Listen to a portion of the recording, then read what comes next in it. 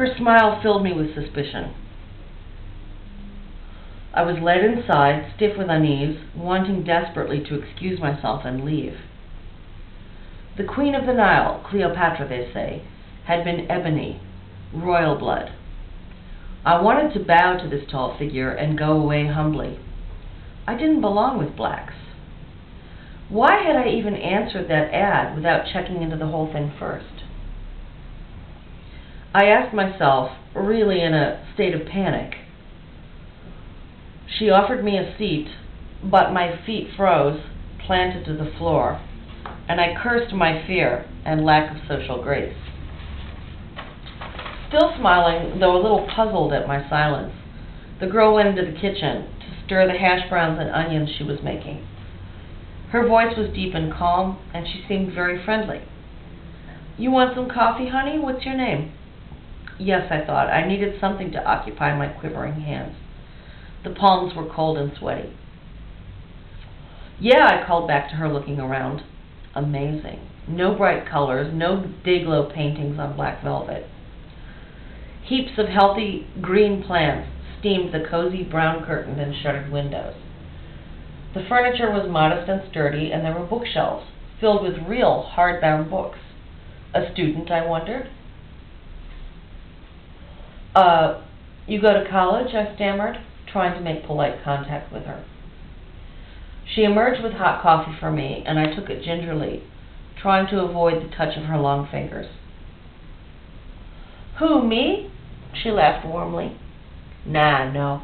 I ain't never had no proper schooling, but I sure did want to go, back a few years." She turned, eyeing the shelves thoughtfully, a distant and hungry look in her clear, dark eyes. "I suppose at one time I wanted to teach, but, no money, too much work, and too many problems for school time. You a student?" Her voice was deep and gentle. "No," I muttered, quickly looking away when she faced me. "But I finished high school a few years ago. I just have a job." "Doing what?" She slopped down on the squishy, soft-looking couch. It was the old kind, very long and deep, big enough for a bed. "Waitress, just a waitress. Over at Samson's." "Just a waitress? Oh, come on. I had a good time back when I did that a while ago." "It can't be too bad, not at Samson's. You make minimum wage?" "Yeah." "There, see?" she said, laughing, leaning back on the cushions. "You got it made. Can't be too bad." "I guess not." I felt a little calmer and sat on the edge of one of her chairs, sipping the coffee politely the way I'd seen proper ladies do it at the restaurant, but checking first to be sure the cup was clean. Sure enough, it was. I pictured her long, dark hands washing dishes. Here I am drinking coffee with a black girl, I thought to myself in wonder. What would Mom and Dad say to this? I remembered how their faces grew cold when news of the Negroes' fight for freedom was reported on special bulletins during television programs, and my immediate transfer into Catholic school when the city desegregated in my senior year. They had given me no chance to protest this act, which separated me from my few friends and familiar things I had known at the public school. Father's dark curses at the very mention of black pride frightened me. But here, as in all other matters, I dared not speak up for myself. Perhaps if I had, I would have received another beating. Father believed in discipline. I bore my wounds silently, avoiding my mother's guilty, weak, gray eyes. "Let's talk business," she said, sitting up again. "The rent here is $100 a month.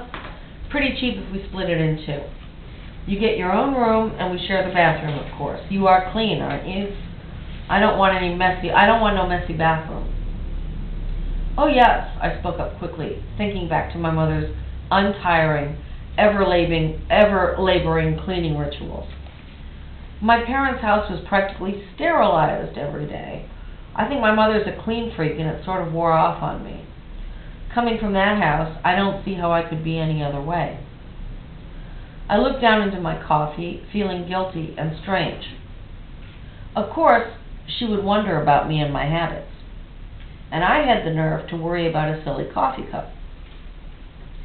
I find it's much cheaper to share an apartment, she continued, and easier too, since we share on the cleaning up.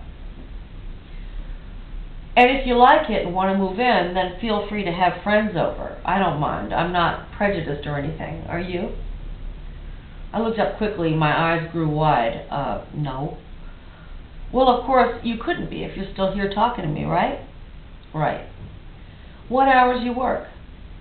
Lunch shift on through supper. I get back pretty late some nights, but I'm real quiet and I don't really have many close friends. I just work and watch TV mostly. She leaned forward a little. What do you want to do with yourself then? I had no real answer to her question. Several people had asked me this before, but I had never known what to say. It was a little embarrassing. I don't know. Just move out of Akron someday, I guess. I've never been very good at anything special. I stared at my worn-out walking shoes. Oh, nonsense. Now what kind of a way is that to think of yourself? We've always got to be learning things from life and reading stuff and being with people. We got to improve ourselves and see things as many ways as we can. I looked up. She was smiling very calmly, yet speaking right at me in total seriousness. I even began to feel a little friendly toward her. I glanced at my watch. Time to go. I stood up. Hey, you never did answer me when I asked you your name. Oh, yes, I replied, flustered. It's Laura Jane. I winced at the sound of that stupid title. The echo of teasing high school voices haunted me. Only please, just use the Jane part. Okay, fine. When you going to move in? The hash browns still sizzled gently in the kitchen. The whole place felt warm and comfortable. Below us, down Cadillac Hill, the traffic sounds were muffled and distant.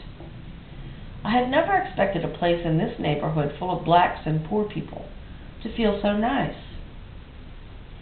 Day after tomorrow, I offered timidly, surprised at the words coming out of my mouth. Sure, fine. See you in the evening, say? She stood up to open the door for me. Oddly enough,